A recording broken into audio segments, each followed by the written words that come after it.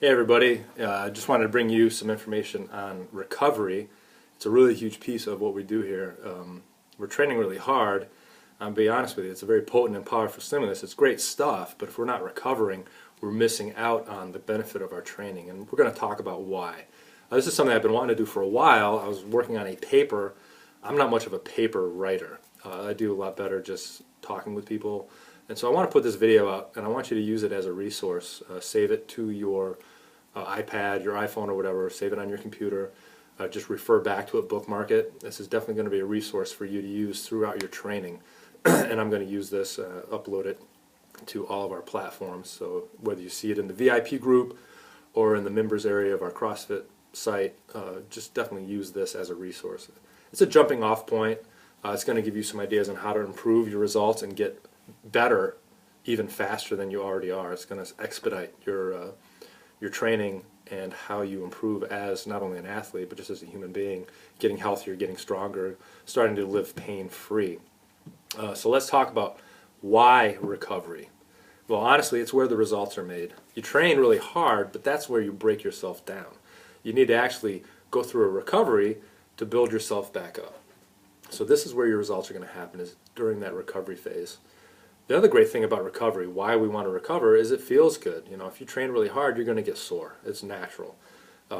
If you start working on your recovery, you're not going to be as sore. You're going to feel better. You're going to be able to have more fun outside of the gym as well as in the gym. So it just feels good. The other great thing about recovery is it prepares us for the next day of training. Whether you're going to train immediately the next day or a couple days later, if you're not going through your recovery, you're not going to be able to train 100%. But if we use these recovery strategies I'm going to show you, you're going to be ready to train next time, whether it's the next day or 2 days later or whatever. Another reason we want to recover is it keeps our endocrine system running smoothly. So when I talk about the endocrine system, I'm talking about hormones. A good example would be the stress hormone cortisol. So cortisol is really fantastic. If it fires off first thing in the morning, you're going to wake up, you're going to be perky. Those days where you're just like ready to attack the world, your endocrine system sent you some cortisol at just the right time, and you're ready to just crush your day. But you've probably experienced days where you're waking up and you're feeling pretty low. You're like, oh God, I don't know if I can make it through the day. Your day is pretty stressful. It's not a lot of fun. You get home 7, 8 o'clock at night, all of a sudden, bing, you're wide awake. That's that cortisol. It's dysregulated and it's firing off at the wrong time, waking you up when you really should be going to sleep. So if we're not recovering, our endocrine system is not going to run as smooth. And it's not just cortisol, it's going to be all these other human growth hormone, all these other factors that help you get better as a human, healthier, stronger, faster. It's all tied into our endocrine system as well. So we want to recover so our endocrine system runs smoothly. So let's talk about the mechanisms for recovery. We want to understand what these mechanisms are, why we get sore, and then how we can speed up these mechanisms so that we're not as sore, so that we can recover faster, and so we can continue our training. So the main primary pathway for recovery is the lymphatic system. And so you've got two different circulatory systems in your body. You've got your normal circulatory system, which is attached to your heart, pumping blood throughout you, bringing nutrients and oxygen and everything else. There's another circulatory system, your lymphatic system, which actually pumps stuff out of you. If you've got an infection or an injury, or you've just been training really hard, you're going to have tissues and substances in your body that need to get out, and the lymphatic system is that pathway to get that stuff out of you.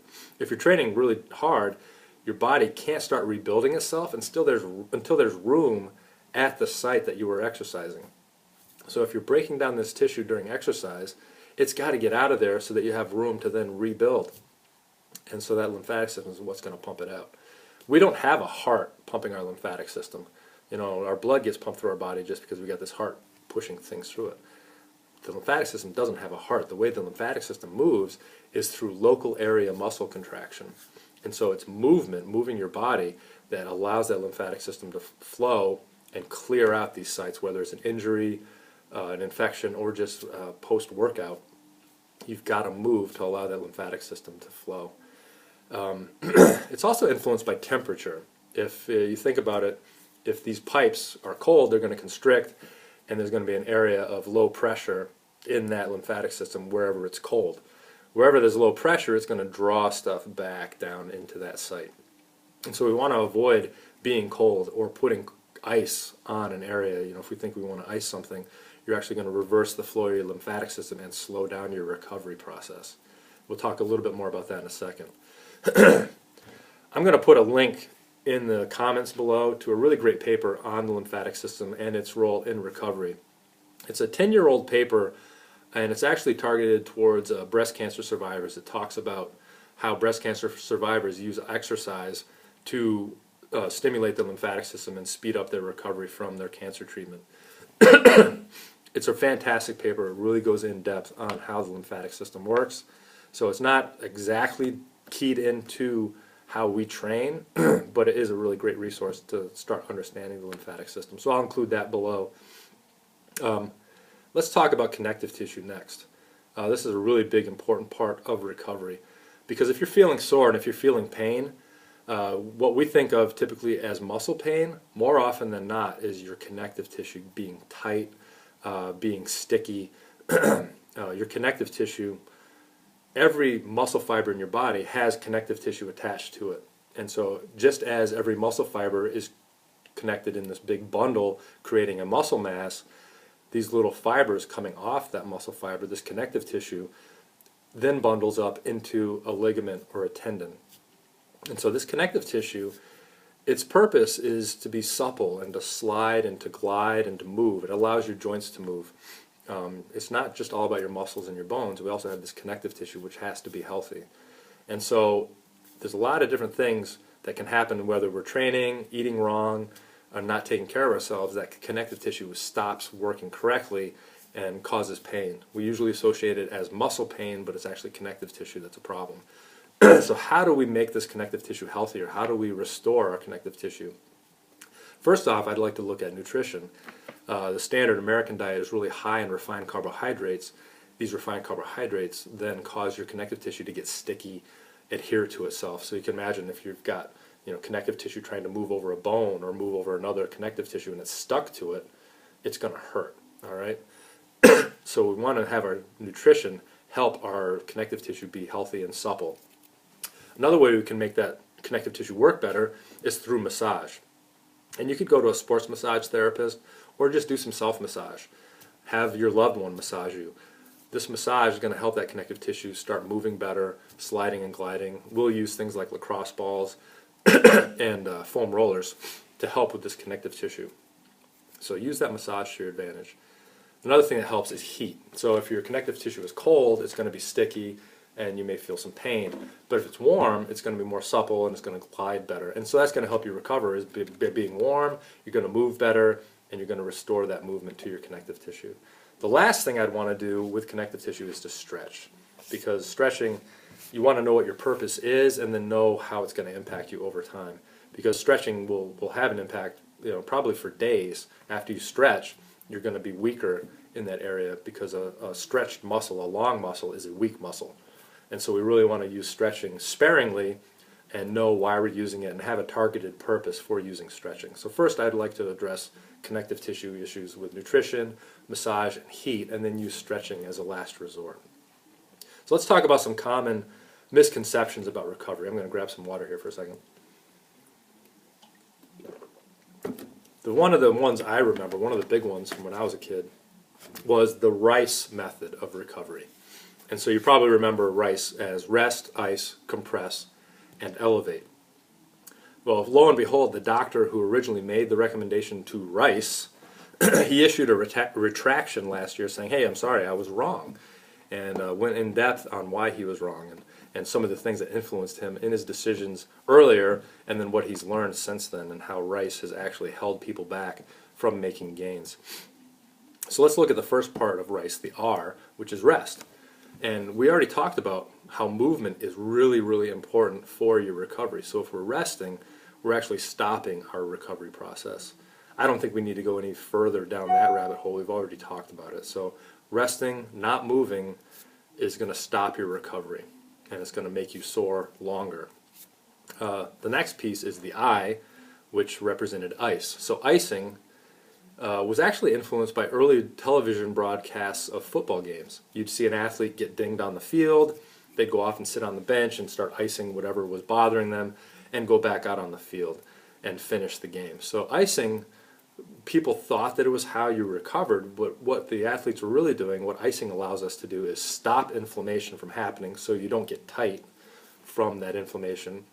And it also numbs the area, so you have some painkiller effect from the ice. It allows you to finish the game. You still need to go through your recovery process, and I guarantee every one of those athletes that was icing in those early football games would go back into the locker room and work with a massage therapist or get a hot water bottle or jump into a sauna. They were using heat and other strategies to recover. They weren't using ice to recover. And unfortunately, people got the misconception that ice was how you recover, and it's not. It's just a way to get you back into the game, all right? So depending on what your goals are, you may use icing to keep moving, but you really want to use heat later on. And that's something we already talked about with the lymphatic system. If you have cold temperature on your lymphatic system, it's going to reverse the flow of your lymphatic system, stopping that recovery. Let's look at the C in rice, compression. This one is really interesting. It's a mystery because it works, but we don't know the full mechanism of why it works. And I use this here a lot. I'll use compression when I'm training just to warm up my knees and keep my knees stable and warm. We also use compression to help with recovery. We don't really know why it works. Here are some of the theories of why it works. First one is that the compression squeezes the old blood out of the area you're trying to recover and allows you to bring fresh blood in. Once you take the compression off, you got new blood coming into the site, bringing oxygen and nutrients, building blocks to make you better and healthier. Another neat thing about compression, it might be one of the reasons that it works, is that it allows for a self-administered soft tissue massage. So imagine you've got your knee, you wrap some compression around it, and then you do some squats. That compression band around that joint is going to kind of massage all the tissue in that joint while you're squatting. So you're basically massaging yourself with that band on. And then another theory of why compression works is that it warms the joint. So just like we warm up before we exercise and we try to stay warm when we're exercising, keeping your joints warm, keeping your tissues warm is going to help that recovery process. So those are some of the theories behind why compression works, but we really don't know why it works yet.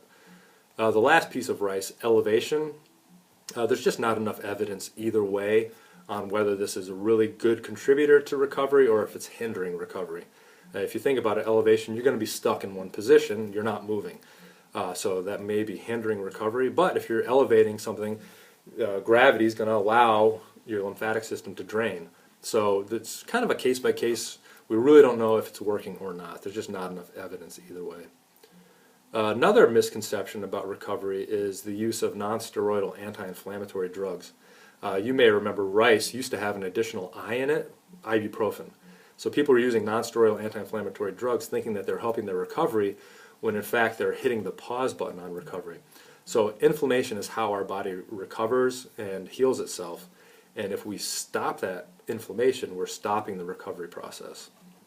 And if you can look at athletes who use steroids, so we're talking about non-steroidal anti-inflammatories, most steroid users are actually trying to avoid inflammation as well. And so you have a number of elite athletes that got caught using steroids. Now they've retired from their sport, they're no longer using steroids, and they're basically cripples. The whole time that they were training using these steroids, they were not going through an inflammation response, training, not getting inflamed, kind of delaying that inflammation. And it may have been years and years of training that they got backed up and their body never responded to correctly. Once they get off the steroids, that inflammation response is going to happen for all that training. And so you have these people having intense inflammation responses and just laying down scar tissue upon scar tissue upon scar tissue. So their joints are just bound up with scar tissue. They can barely walk anymore. So we want to allow our body to go through a natural inflammation response and not delay it in any way. Inflammation is a natural part of recovery, and if we inhibit our body's natural responses, we won't recover or make progress. And so I don't want you using these anti-inflammatory drugs. I don't want you guys in pain, but let's look at some strategies on how to recover, avoid using these drugs, and actually be able to make more progress. So first and foremost is sleep. The first 90-minute cycle of sleep is when we rebuild our bodies. And so you want to try to get some really great sleep, especially right when you fall asleep. That first 90 minutes is key. That's when you rebuild your body. Most people that are sleeping maybe 5 or 6 hours a night, they may think that they're functioning really well, but imagine how much better you'd be getting 7 to 9 hours of sleep. So my recommendation is try to shoot for 8. If you can get 9, you're going to be really happy about your recovery process. I know personally, whenever I get 8 hours of sleep, I wake up in the morning like a newborn. I just feel 100% better. And so that sleep cycle, if we can get a 90-minute cycle, so typically we go through a 90-minute cycle, we come back up, and then we go down into like a 30-minute cycle, and then we come back up and go to a 10-minute cycle. And so these sleep cycles, the first one rebuilds our body, the second and third ones kind of rebuild our nervous system, allow our brain to kind of clear itself up, and that's when we learn. We get new information throughout the day, and then when we sleep, we hardwire that into our brain. And it all happens at different points in our sleep cycle. So every time we can get another 90-minute cycle, your body's going to rebuild itself better. So if you can't get a solid 7, 8, 9 hours of sleep, but your day allows for a nap, try to get a nap that's 90 minutes long. That'll give you a full sleep cycle for recovery. If all you need to do is work on mental clarity, a 10 to 30-minute nap is probably enough. You go to sleep, your brain kind of rewires itself, you wake up and you're perky and ready to go. But if we're trying to recover, we want to get those 90-minute cycles. So if you can't get enough sleep, try to hit a nap that's at least 90 minutes long, and that'll allow you to recover. So how are we going to sleep better? Well, we want to prepare our room. We want a room that's dark and cool and quiet. Okay? We want to make it as conducive to good sleep as possible. Now, why cool? If we're going through the recovery process, our metabolism is going to ramp up, and you're going to get really uncomfortable if you're in a warm room. So we want to have a cool room, and we want to make it dark and quiet. Now, if you live in a neighborhood where there's a lot of lights, a lot of noise, you're going to have to use a face mask and wear some earplugs. Or say you work nights and you sleep during the day. To really get good sleep, you're going to want to have blackout curtains, face mask, earplugs. Do everything you can to isolate yourself in a nice, cool room. Make it as comfortable as possible, and just use that room for sleep and sex. But you don't want to be watching TV in your bedroom. You don't want to be associating your sleeping area with anything other than sleep. You want to keep that kind of a sacred thing where your body is ready to go to sleep. When you walk in that room, you'll be ready to sleep. Another way that we can recover is through active rest. So active recovery. We have to keep moving. Movement is key to recovery. But it doesn't have to be intense. It doesn't have to be high-intensity interval training. It can be something really simple. So let's move large joints through compound movements, things like squats, things like hip extensions, things like good mornings. Using these compound movements will get the tissues flowing through your body and allow you to recover a lot faster. So active recovery. I had an opera singer a couple years ago training with me, and he was the lead in King for a Day.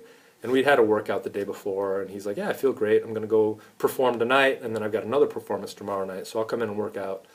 So he came in after the first performance, came back in the next day, and he's like, Dan, my knees are all swollen up. I can't go on stage tonight. I can barely move. And I said, well, did you do your recovery movements? Did you move all night long? He said, yeah, I was up on stage. I'm singing, I'm dancing, I'm running around like a crazy person. I said, yeah, but did you squat? Did you do good mornings? Did you do these big movements? Oh, no, I didn't. I said, can you just do 5 squats? We'll do 3 sets of 5 squats and see what happens. And so I could see his knees were pretty swollen up. He did 3 sets of 5 squats, took a couple minutes. We'd do 5 and take a break, do 5, take a break, do 5, take a break. After the 3rd set, his knees were back to normal, and he was ready to get on stage that night. So it's really not that hard to do. You just want to make sure that we're doing it. You need to move. Some of the options, other options would be to take a walk, go for an easy jog, or come in here and do an easy scaled version of the workout. Instead of using a barbell, you're going to use a piece of PVC pipe and then move your body without, concern for the weight, not really concerned about intensity. We just want to move, okay? I'm also going to put a link in here to a discussion about deadlifts and how to recover from deadlifts, because mobility can also be a part of your active recovery. If we're working on our mobility, you're moving your body, and you're also doing some soft tissue massage. And so mobility is a great option for active rest, active recovery. So we've been doing a lot of deadlifts this week, and I did a video a couple weeks ago when we did some more deadlifts, just sitting on a little crossball and stretching out the hamstring. If you're experiencing some knee pain right now, it could be because of the deadlifts we did on Monday. Your hamstrings are tight and it's kind of pulling on your knee, causing some discomfort in your knee. And so look at the video. I'm going to put a link in the comments to this video that I did on deadlifts in particular, so check that out. Another way to recover is through our nutrition. I'm going to grab some water here. So our nutrition has a big impact on how we recover. Refined carbohydrates, which are a huge part of the American diet, actually cause inflammation, slowing down our recovery process. So getting inflamed because you're injured, getting inflamed because you're infected, or getting inflamed because you worked out is great. That's natural. That's normal. Getting inflamed from what you're eating is actually counterproductive. You don't want to have an inflammation response to your food. And so we want to avoid things like flours, sugars, alcohol, and most fruits because they're full of sugar, especially if we're training, because these flours, sugars, alcohols, and things are going to cause inflammation, compounding the inflammation you're getting from your training and actually slowing down your recovery, slowing down your training. I had a gentleman a year and a half ago training with me. He was in his 50s, a really successful contractor, on the road a lot. And for the first 3 or 4 months, he really avoided breads and flours and things like that. And he was doing great. Lost 50 pounds, got really strong. He was beating his teenage kids in games and beating them in their training. And he had one day where he didn't pack his lunch. He forgot to grab his lunch. And so he bought a sandwich on the road. And he came in that night to work out. He's like, I don't think I can work out because my knees and my elbows feel like they're going to explode. And so just by throwing bread back into his diet, he saw a huge difference in his inflammation and in how his body felt. So if we can remove these refined carbohydrates, you're going to get rid of that soreness, get rid of those achy joints, and you're going to be able to move more frequently, recover faster, train more, and make progress a lot faster. So think about your nutrition and look at the carbohydrates you can take out. Sugars, flours, alcohol, and really sweet fruits. We want to get that out of there. We don't want you calorically restricted. We need to eat to perform. And so instead of having these refined carbohydrates in your diet, I want you to put more healthy fats into your diet. That's going to provide you the calories you need. And then the other thing about healthy fats, omega-3 fatty acids in particular, is that they change your cell motility. So motility means if your cell motility is really good, the cells are squishier. So if you think about your red blood cells, if you're eating a lot of flour, your red blood cells are going to be kind of hard. It's going to be very difficult for them to pass through your capillaries and get deep into your tissues. If we're eating a diet rich in omega-3 fatty acids, your red blood cells are going to be squishier. They're going to get deeper into your tissue and allow you to recover faster. So I'd recommend eating foods that are rich in omega-3, things like grass-fed beef, pastured poultry, pastured pork, ocean-going fishes, especially deep water fishes, salmon, cold water fishes. They're going to be high in omega-3. If you can't eat that kind of stuff, take some fish oil. Especially if you're feeling really beat up, I want you to take a mega dose of fish oil, 4 times the recommended dose.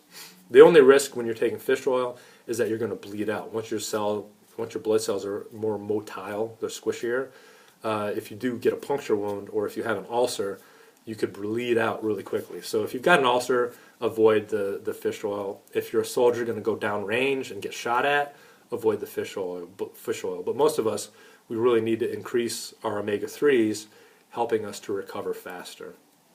So we've talked about sleep, we've talked about active recovery, we've talked about nutrition. Let's talk about hydration. Because if we're dehydrated, it's going to slow down that recovery process. You can imagine trying to pump blood through your body to recover, pump your lymphatic system out to recover. If you're not hydrated enough, that stuff's not going to work really well. And so in order for us to get hydrated after training really hard, we sweat a lot, we sweat out a lot of minerals, a lot of these electrolytes that you need to be hydrated. Especially in the summertime when it's really hot, you're going to be sweating electrolytes out, and it's going to be really difficult for you to then rehydrate unless you bring those electrolytes back into balance. And so I use a product called Elite, E-L-E-T-E, and it's just minerals, and it just assists with electrolytes. There's no sugars, there's no weird additives in it. It's just the minerals that you need for your body to have an electrolytic balance and allows you to hydrate. So hydration is a huge part of recovery. The last piece I'd like to talk about for recovery is just pampering yourself. Recovery is a great opportunity for you to just take care of yourself and treat yourself like royalty, all right? So I'd recommend getting a massage. Either have someone that loves you give you a massage, have a friend give you a massage, or go to a massage therapist or a chiropractor. Get people working on that deep tissue stuff. That's going to help you recover faster. You can even give yourself a massage using lacrosse balls, foam rollers, and things like that. But definitely pamper yourself. Give yourself permission. You're working really hard. Give yourself some permission to treat yourself. Give yourself a nice massage. Another thing, we want to be warm, so take an Epsom salt bath. Warm baths are fantastic for recovery. Epsom salts have a lot of magnesium, which is a fantastic mineral for recovery. I'll take some Epsom salt. That helps me sleep and helps me recover. And then hopping in that hot bath. I want it hot enough so that you're actually sweating when you're sitting in that bath. I don't want you to scald yourself, but it's got to be pretty warm, and you're going to feel so much better after that bath. You'll probably sleep like a baby. You'll recover better while sleeping, and you'll have a fantastic day the next day. So definitely give yourself an Epsom salt bath. Another option would be to do a low-intensity workout. So I'm always asking people, please, if you're feeling beat up after a workout, come in the next day and say, hey, Dan, I'm beat up. Okay, we're going to back off. Take it nice and easy, go low intensity, have some fun, reconnect with your training, reconnect with your movement patterns. So give yourself that permission to pamper yourself and have fun with a low intensity workout for a change. And then nutritionally, I'd just say eat some really good food. If you're going to pamper yourself, have a really fantastic meal. Get some grass-fed beef, grill that steak on a grill, get some great vegetables, grill up some like fennel or whatever on the grill, some really good stuff, and have a fantastic meal. You know, this is a time for you to pamper yourself. So we've got some strategies here, and I want you guys to use this video as a resource to help you through your training and to help you keep getting better and better. And I'm definitely here for you. Reach out to me, email, phone, text message, but I really need you in here so we can assess where you're at, what the issue is, and what the best course of action will be to help you recover faster. But definitely implement all these strategies, take notes, review this video a couple times. There may be some stuff that you missed the first time. Go back and say, oh wow, yeah, I better try that. So my call to action to you right now is to focus on your recovery just as much as you focus on your training. We're training really hard, and we need to focus on the recovery and give our recovery as much, if not more, attention than our training. And so it's simple things like sleep. It's simple stuff like eating really good food. It doesn't have to be crazy, all right? But we want to recover from our training. Another call to action is we're going to eat to perform and to recover. So treat food, you know, Hippocrates said food can either be the best form of medicine or the slowest acting poison. And so we want to use our food as medicine to help us recover. And then my final call to action is just to use all the services that we offer. We're pretty knowledgeable here about recovery, and we're pretty good at assessing what really needs to happen. You may be feeling pain somewhere, and the actual issue is on the other side of your body. And so your coaches can help you recover. Also, take advantage of the friends that you've got at the box, because these people, they've all been through this. They've all lived through it. I've got people in here with fused joints. I've got people in here with hip replacements. I've got people in here with rods in their back from scoliosis. I've got all kinds of people, all different ages, and they've all seen fantastic things happen. You know, whether I've worked with a 7-year-old or a 78-year-old, I've addressed these issues with recovery and helped them not only get better from the training, but also recover from old injuries. And so this is really powerful stuff, but we need to focus on that recovery. So definitely use this as a resource, bookmark it, download it, save it, take notes, but definitely use this information. So thanks for tuning in. I really appreciate all your hard work. I love you guys, and I want to see you keep getting better and keep improving. My goal is not to hurt you, but it's to make you better. So if you're feeling sore or if you're feeling in pain, there's no need to be alone. Come into the gym. We'll work with you. Don't suffer. There's no point in suffering. If you're staying home thinking that you can't train, turn that around, because by staying home, you're prolonging that period where you're going to be sore. If you actually come in and we start implementing these recovery strategies, the soreness will be resolved and you'll be able to move better and have more fun. All right? So don't isolate yourself. Don't cut yourself off. Stay engaged with me. Stay engaged with the community, because we're all here for you and we want to see you successful. All right? So hopefully I can get this uploaded in a timely fashion. I really appreciate you guys tuning in, and I'll keep promoting this recovery idea every day. And definitely get in here, train, take it easy, whatever, but just get your butt in here. Talk to you later.